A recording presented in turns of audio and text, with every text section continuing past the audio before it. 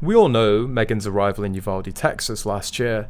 Although it happened a long time ago, it's still mentioned to this day as many new revelations have been discovered from her visit.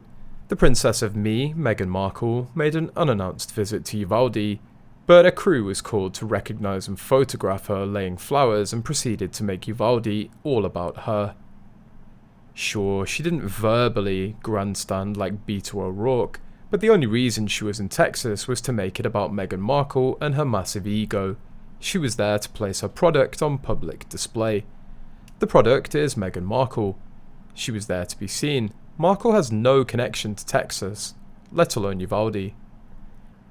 Contrast Markle's look-at-me appearance with the son of Uvalde, Matthew McConaughey. My buddy Bob Hogue covered the obvious contrast.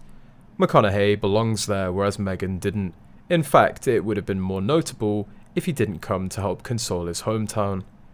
The selfishness and incompetence of some public servants like Meghan exhibited in Uvalde was an aberration. According to a news report, Meghan and Archie didn't contribute anything financially to support the victims. She duped that she and her organisation donated for the victims, but in fact all of the money went on Meghan's hire of the jet and the camera crew. Uninvited, Meghan Markle had hopped on a private plane in Santa Barbara as a mother flying with staff, bodyguard and camera crew to a private airfield near Uvalde. She was whisked into a black van and amply photographed. Was this some strange, sick, unspeakable parody of a royal visit? One of the little girls who passed away was an avid environmentalist and cared greatly about climate change, so flying in on a gas-guzzling private jet is one of the worst things that Meghan could have done to honour the girl's memory. The victims' parents were so angry as Meghan ruined their daughter's legacy. And it also shows that Meghan knew absolutely nothing about the kids and what they cared about. It was merely a publicity stunt that backfired. Just like when Madam went to Rwanda for a photo shoot with starving children, she exploited them for her own narcissistic needs. If she truly felt compelled as a mother to pay respect, she could have done it anonymously without an entire film crew and assistants. She's so transparent and doesn't think anyone will see through her.